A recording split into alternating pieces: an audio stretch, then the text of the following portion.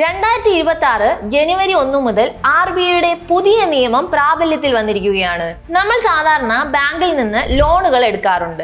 ആ ഒരു ലോൺ നമുക്ക് വളരെ പെട്ടെന്ന് അടച്ചു തീർക്കണമെന്നോർത്ത് നമ്മൾ പണവുമായി ബാങ്കിൽ ചെല്ലുമ്പോൾ അവിടെ ഫോർക്ലോഷർ ഓർ പ്രീപേയ്മെന്റ് പെനാൽറ്റി എന്നൊക്കെ പറഞ്ഞ് ഒരു certain percentage of amount charge ചെയ്യാറുണ്ട്. എന്തിനു വേണ്ടിയാണ് ഈ ഒരു ചാർജ്? ഈ ഒരു കാരണം കൊണ്ട് മാത്രം തന്നെ നമ്മളിൽ പലരും ആ ഒരു ടെന്യൂർ പീരീഡ് അവസാനിക്കുന്നത് വരെ പലിശയും മുതലും അടച്ചു തീർക്കാമെന്ന് കരുതുന്നു. വേഗം നമ്മുടെ കടം തീർക്കാൻ നമുക്ക് ഭയമായി മാറിയിരിക്കുകയാണ്. പക്ഷേ ഇനി മുതൽ അതിനെക്കുറിച്ചൊന്നും ഓർത്ത് വിഷമിക്കേണ്ട.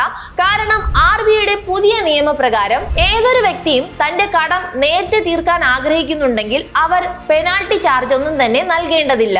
ആദ്യം തന്നെ എന്താണ് ഫോർക്ലോഷർ ഓർ പ്രീപേയ്മെന്റ് പെനാൽറ്റി ചാർജ് എന്ന് മനസ്സിലാക്കാം. ഏതൊക്കെ ബാങ്കിലാണ് ഇത് ബാധകമാകുന്നത്? ഓൾറെഡി ഞാനൊരു ലോൺ എടുത്തിട്ടുണ്ടെങ്കിൽ ഇത് ബാധകമാണോ? NBFCയിൽ ലോൺ എടുക്കുകയാണെങ്കിൽ ഇത് ആപ്ലിക്കബിൾ ആണോ? എന്നിങ്ങനെയുള്ള പല സംശയങ്ങളും ഇപ്പോൾ തന്നെ നിങ്ങളുടെ ഉള്ളിൽ വന്നിട്ടുണ്ടാകും. ഒന്നുകൊണ്ടും വിഷമിക്കേണ്ട. ഈ ഒരു വീഡിയോ മുഴുവനായി കാണുകയാണെങ്കിൽ നിങ്ങൾക്ക് ഈ ഒരു സംശയത്തിനെല്ലാം ഉത്തരം ലഭിക്കും.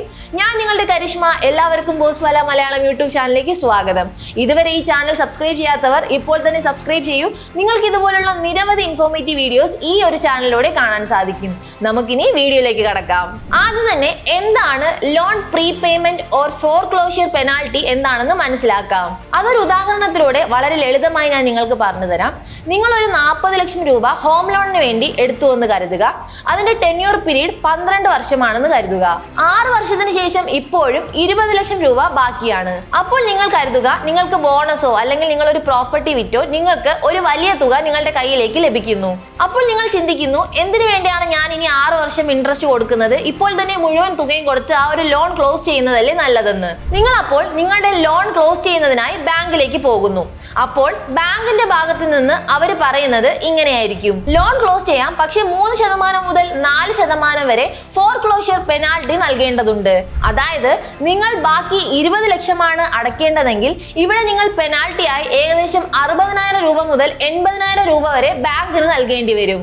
ഇതിനെയാണ് പ്രീപേയ്മെന്റ് ഓർ ഫോർക്ലോഷർ പെനാൽറ്റി എന്ന് പറയുന്നത്. അപ്പോൾ നിങ്ങൾക്ക് ഇപ്പോൾ എന്താണ് ഫോർക്ലോഷർ ഓർ പ്രീപേയ്മെന്റ് പെനാൽറ്റി എന്ന് മനസ്സിലായിട്ടുണ്ടാകും. അപ്പോൾ എന്തിനു വേണ്ടിയാണ് ബാങ്ക് ഇത്തരത്തിൽ ഒരു പെനാൽറ്റി ചാർജ് ചെയ്യുന്നതെന്ന് നമുക്ക് നോക്കാം. കാരണം ബാങ്ക് നിങ്ങൾക്ക് ഒരു ലോൺ നൽകുകയാണെങ്കിൽ പല വർഷമായി നമ്മൾ ഈ ഒരു ഇൻട്രസ്റ്റ് റേറ്റ് അടയ്ക്കുന്നുണ്ട്. ഇത്തരത്തിൽ നമ്മൾ ഇൻട്രസ്റ്റ് റേറ്റ് അടയ്ക്കുമ്പോഴാണ് ബാങ്കിന് ഒരു ലാഭം ലഭിക്കുന്നത്. നമ്മൾ ഇത്തരത്തിൽ ബാങ്കിൽ നിന്ന് എടുത്ത ലോണ് നേരത്തെ തിരികെ അടയ്ക്കുകയാണെങ്കിൽ ബാങ്കിന് ഈ ഒരു ഇൻട്രസ്റ്റ് നഷ്ടമാവുകയാണ് ചെയ്യുന്നത്. ആ ഒരു നഷ്ടം കോമ്പൻസേറ്റ് ചെയ്യാനാണ് ഈ ഒരു പെനാൽറ്റി ബാങ്ക് ആവശ്യപ്പെടുന്നത്. പക്ഷെ RBI പറയുന്നത് ഇത്തരത്തിൽ ലോൺ എടുക്കുന്ന ഒരു വ്യക്തി കടം തിരിച്ചടയ്ക്കാനായി ബാങ്കിൽ വരുമ്പോൾ ഈ ഒരു പെനാൽറ്റി ചാർജ് ചെയ്യുന്നതിലൂടെ അവർക്ക് അവരുടെ കടം തീർക്കാനുള്ള ആ ഒരു പ്രചോദനമാണ് നഷ്ടമാകുന്നത്. ഇത്തരത്തിൽ ചെയ്യുമ്പോൾ ബോറോവറിനെ ഡിസ്കറേജ് ആണ് ചെയ്യുന്നത്. അതുകൊണ്ടാണ് RBI 2026 ജനുവരി 1 ഒരു പുതിയ നിയമം പാസാക്കിയിരിക്കുന്നത്. RBIയുടെ പുതിയ നിർദ്ദേശം അനുസരിച്ച് ബാങ്കുകളും NBFCകളും നിർദ്ദിഷ്ട ലോൺ വിഭാഗങ്ങളിൽ പ്രീപേയ്മെന്റ് ഓർ ഫോർക്ലോഷർ പെനാൽറ്റി നൽകേണ്ടതില്ല. ഈ ഒരു നിയമത്തിലൂടെ RBIയുടെ ലക്ഷ്യം എന്താണെന്ന് നമുക്ക് നോക്കാം. ട്രാൻസ്പെറന്റ് ലെൻഡിംഗ്, അതുപോലെ തന്നെ ബോറോവർ ഫ്രണ്ട്ലി സിസ്റ്റം, അതുപോലെ തന്നെ കടം വാങ്ങുന്നവർ വേഗത്തിൽ ലോൺ ക്ലോസ് ചെയ്യാനുള്ള പ്രചോദനം. നമ്മൾ കഷ്ടപ്പെട്ട് കുറച്ച് പണമുണ്ടാക്കി നമ്മളുടെ കടം തിരിച്ചടയ്ക്കാമെന്ന് കരുതി ബാങ്കിൽ പോകുമ്പോൾ അവർ എക്സ്ട്രാ കാശ് ആവശ്യപ്പെടുമ്പോൾ നമ്മൾ സ്വാഭാവികമായി അതിൽ നിന്ന് പിന്മാറുകയാണ് ചെയ്യുന്നത്.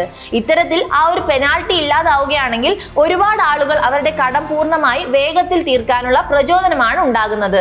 അത് തന്നെയാണ് RBIയുടെ ഈ ഒരു പുതിയ നിയമത്തിന്റെ ലക്ഷ്യമായി നമുക്ക് എടുത്തു പറയാൻ സാധിക്കുന്നത്. ഇനി നമുക്ക് ഏതൊക്കെ ലോണുകൾക്കാണ് ഈ ഒരു നിയമം ബാധകമാകുന്നത് നോക്കാം. RBIയുടെ നിർദ്ദേശപ്രകാരം home loan, personal loan, vehicle loan, education loan, consumer loan, business loan എന്നിവയ്ക്കാണ് ഈ ഒരു നിയമം ബാധകമായുള്ളത്. പക്ഷേ ഈ ഒരു നിയമത്തിൽ കുറച്ച് കണ്ടീഷൻസ് ഉണ്ട്. അവ എന്തൊക്കെയാണെന്ന് നമുക്ക് നോക്കാം. നമുക്കറിയാം നമ്മൾ ഇൻട്രസ്റ്റ് കൊടുക്കുന്നത് 2 തരത്തിലുള്ള ഇൻട്രസ്റ്റ് ആണുള്ളത്: ഫ്ലോട്ടിംഗ് ഇൻട്രസ്റ്റ്, അതുപോലെ തന്നെ ഫിക്സഡ് ഇൻട്രസ്റ്റ്. RBIയുടെ ഈ ഒരു പുതിയ നിയമം ബാധകമായിട്ടുള്ളത് ഫ്ലോട്ടിംഗ് ലോൺ ഇൻട്രസ്റ്റ് റേറ്റിലുള്ളവർക്ക് മാത്രമാണ്. നിങ്ങൾ ഇൻ കേസ് ഫിക്സഡ് ലോൺ ഇൻട്രസ്റ്റിലാണ് ലോൺ എടുത്തിട്ടുള്ളതെങ്കിൽ നിങ്ങൾക്ക് ഈ ഒരു നിയമം ബാധകമല്ല.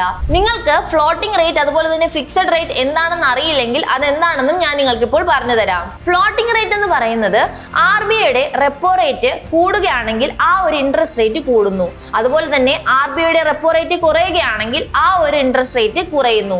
ഇതിനെയാണ് നമ്മൾ ഫ്ലോട്ടിംഗ് ഇൻട്രസ്റ്റ് റേറ്റ് എന്ന് പറയുന്നത്. ഫിക്സഡ് റേറ്റ് എന്ന് പറയുമ്പോൾ നമ്മൾ ഒരു ലോൺ എടുക്കുമ്പോൾ നമുക്ക് ഒരു ടെന്യൂർ ഉണ്ടാകും. ഇത്ര വർഷത്തിൽ നമ്മൾ ലോൺ അടച്ചു തീരണം. ആ ഒരു വർഷം മുഴുവൻ ഒരേ തുകയായിരിക്കും നമ്മൾ നൽകേണ്ടത്. ഇതിനെയാണ് ഫിക്സഡ് ഇൻട്രസ്റ്റ് റേറ്റ് എന്ന് പറയുന്നത്.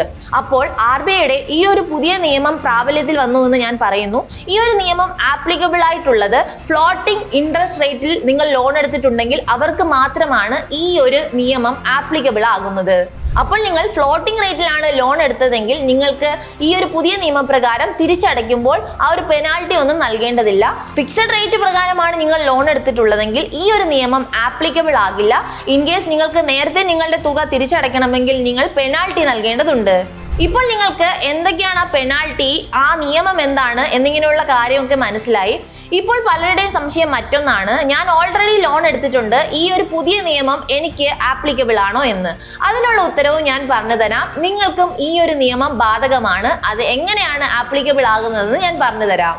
നിങ്ങൾ ഓൾറെഡി ലോൺ എടുത്തിട്ടുണ്ടെങ്കിൽ 2026 ജനുവരി 1 ശേഷം ബാങ്കിൽ പോവുകയും ലോൺ ടേംസ് അപ്ഡേറ്റ് ചെയ്യാൻ അപ്ലൈ ചെയ്യുകയും വേണം. പ്രത്യേകിച്ച് നിങ്ങളുടെ ലോൺ ഫ്ലോട്ടിംഗ് റേറ്റ് ആണെങ്കിൽ അത് ഒരു ബെനിഫിറ്റ് ആയിരിക്കും. ബാങ്ക് സ്വാഭാവികമായും നിങ്ങളോട് പുതിയൊരു അഗ്രിമെന്റ് സൈൻ ചെയ്യാൻ ആവശ്യപ്പെടുന്നു. അതുപോലെ തന്നെ നിങ്ങൾക്ക് ടേംസും പുതുക്കാവുന്നതാണ്. ഇത് ഓട്ടോമാറ്റിക്കായി സംഭവിക്കുന്ന ഒരു കാര്യമല്ല. നിങ്ങൾക്ക് ഇത് മാറ്റണമെങ്കിൽ നിങ്ങൾ ഡയറക്റ്റായി ബാങ്കിൽ പോവുകയും ഈ ഒരു ആവശ്യം ബാങ്കിനോട് പറയുകയും നിങ്ങൾ ആ ഒരു ടേംസ് ആൻഡ് കണ്ടീഷൻസ് എല്ലാം മനസ്സിലാക്കി പുതിയ ആപ്ലിക്കേഷൻ നൽകുകയും വേണം. ഇനി നമുക്ക് ലോക്ക് ഇൻ പീരീഡിൽ എന്താണ് സംഭവിക്കുന്നതെന്ന് നോക്കാം. മുൻപ് ചില ബാങ്കുകൾ 1 മുതൽ 3 വർഷം വരെ പ്രീ പേയ്മെന്റ്സ് ഒന്നും തന്നെ അനുവദിക്കാറില്ല. പുതിയ നിയമപ്രകാരം RBI വളരെ വ്യക്തമായി പറയുന്നുണ്ട്, അനാവശ്യമായ നിയന്ത്രണങ്ങൾ ബോറോവറിനെ നിരുത്സാഹപ്പെടുത്തുകയാണ് ചെയ്യുന്നത്. അതിനാൽ ലോക്ക് ഇൻ പീരീഡ് ആണെങ്കിലും RBI നിയമം ബാധകമാണെങ്കിൽ പെനാൽറ്റി ചുമത്തേണ്ട ആവശ്യകതയില്ല എന്നതാണ് നമുക്ക് മനസ്സിലാക്കാൻ സാധിക്കുന്നത്. ഇനി നമുക്ക്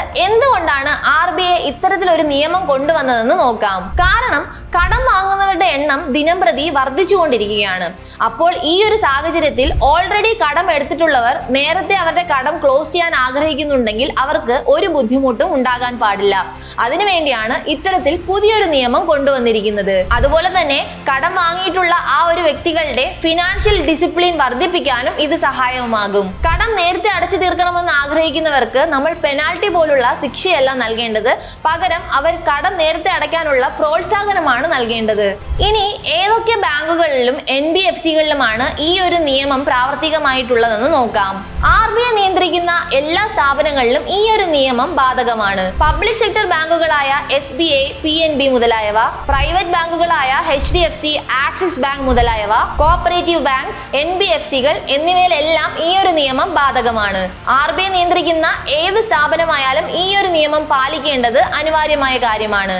അപ്പോൾ ഇന്ന് ഈ ഒരു വീഡിയോയിലൂടെ എന്താണ് RBIയുടെ പുതിയ നിയമം, ആർക്കൊക്കെയാണ് ഈ ഒരു നിയമം ബാധകമായിട്ടുള്ളത്, ആർക്കൊക്കെയാണ് ബെനിഫിറ്റ്സ് ലഭിക്കുന്നത്, എങ്ങനെയാണ് അപ്ലൈ ചെയ്യേണ്ടത് എന്നിങ്ങനെയുള്ള എല്ലാ കാര്യങ്ങളും വളരെ വ്യക്തമായി മനസ്സിലായെന്ന് ഞാൻ കരുതുന്നു.